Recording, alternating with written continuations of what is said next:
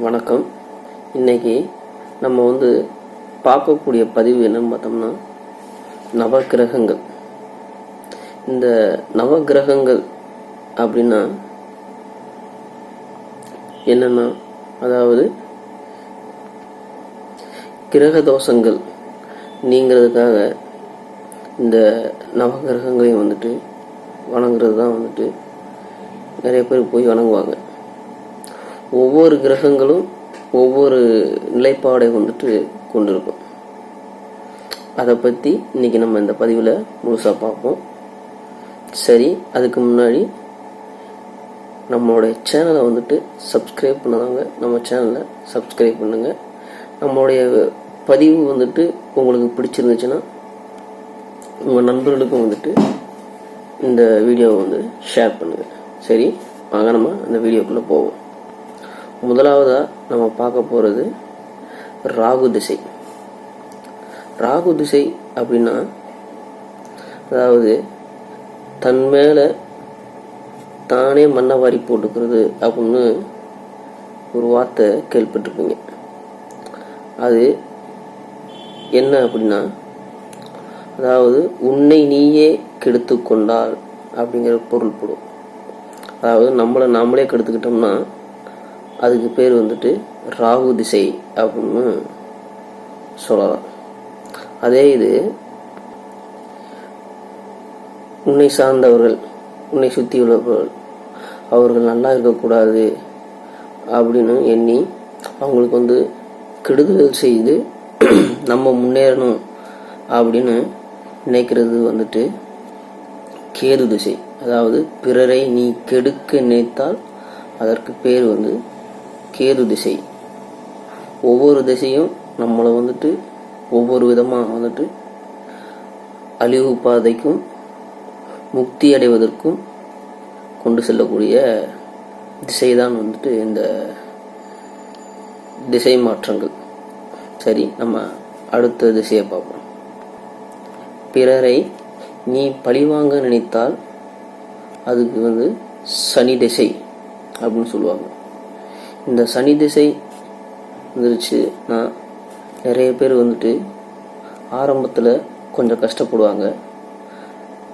சனி திசையுடைய கழிவு நாட்களில் சனி பகவான் வாழவும் வைப்பார், காக்கவும் செய்வார். அப்படிப்பட்டவர் தான் நம்ம சனி பகவான்.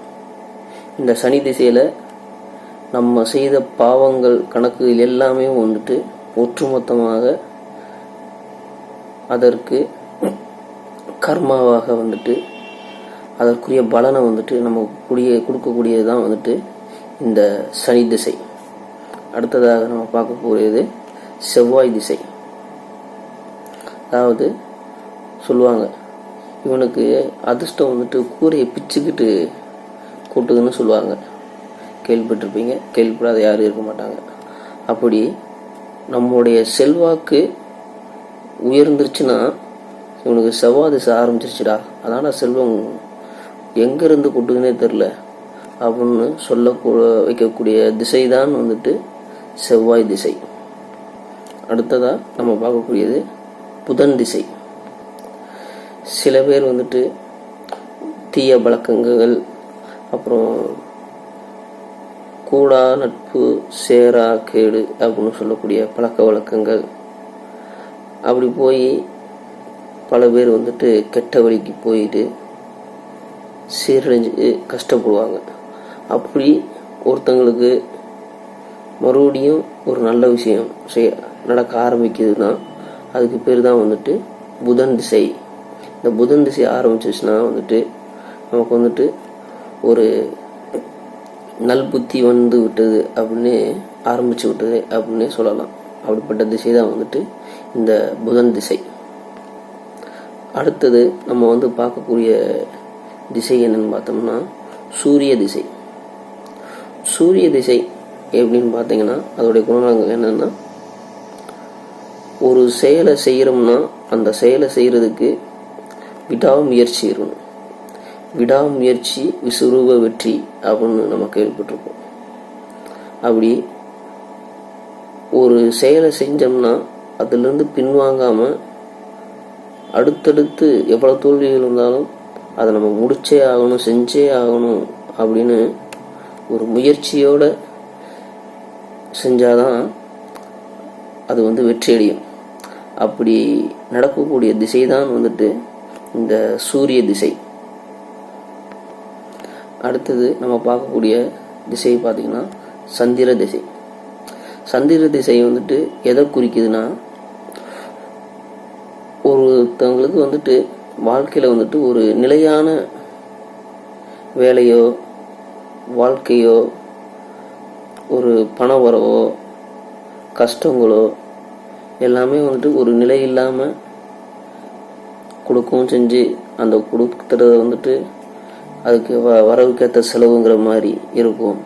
இது மாதிரி ஒரு நிலை இல்லாமல் வாழ்க்கையில் ஒரு கஷ்ட காலங்களையும் துன்பங்களையும் இரண்டையும் அனுபவிக்க முடியாமல் ஒரு நிலை இல்லாமல் செல்லக்கூடிய வாழ்க்கை தான் இந்த சந்திர திசை. அடுத்து நம்ம இப்போ பார்க்கக்கூடிய திசை சுக்கிர திசை. சுக்கிர திசை என்னன்னா, நம்மளுடைய பாவ கணக்குகளை குறைச்சிக்கிட்டு நமக்கான பாவத்தை போக்குறதுக்கு புண்ணியத்தை தேடி அலையிற திசை தான் சுக்கிர திசை. இந்த சுக்கிர திசையில நம்முடைய பாவ கணக்குகளை கடவுளுக்கோ இல்லை இல்லாதப்பட்டவங்களுக்கோ கொடுத்து உதவியோ இல்லை பிறருக்கு துரோகம் செய்யாமலோ இதன் மூலம் செய்யறதுனால நம்முடைய புண்ணியம் சேர்க்கக்கூடிய திசை தான் இந்த சுக்கிர திசை. இந்த குரு திசையில எல்லாருக்கும் நீ புண்ணியம் செய்தால் உனக்கு கோடி நன்மைகள் கிடைக்கும் அப்படின்னு சொல்லலாம். அப்படி இந்த குரு திசையில எல்லாருக்கும் நல்லதே நினைச்சா நல்லதே நடக்கும். குருவை நம்பினோர் கைவிடப்படார் அப்படிங்கிற நம்பிக்கைக்குரிய திசை தான் இந்த குரு திசை.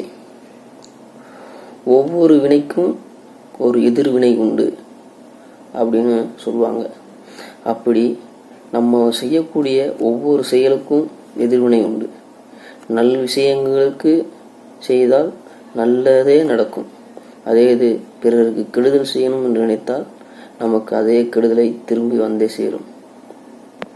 இன்று நீ ஒவ்வொரு நாளும் சேர்க்கக்கூடிய பாவ கணக்குகள் அது 2 மடங்குகளாக உனக்கோ அல்லது உன்னை வம்சத்துக்கோ உன்னை சார்ந்தவருக்கோ அடுத்தடுத்து வரக்கூடிய ஒவ்வொரு திசை நிகழ்வுகளும் நீ செய்த பாவ கணக்குகள் போய் சேர்ந்து கொண்டே இருக்கும்.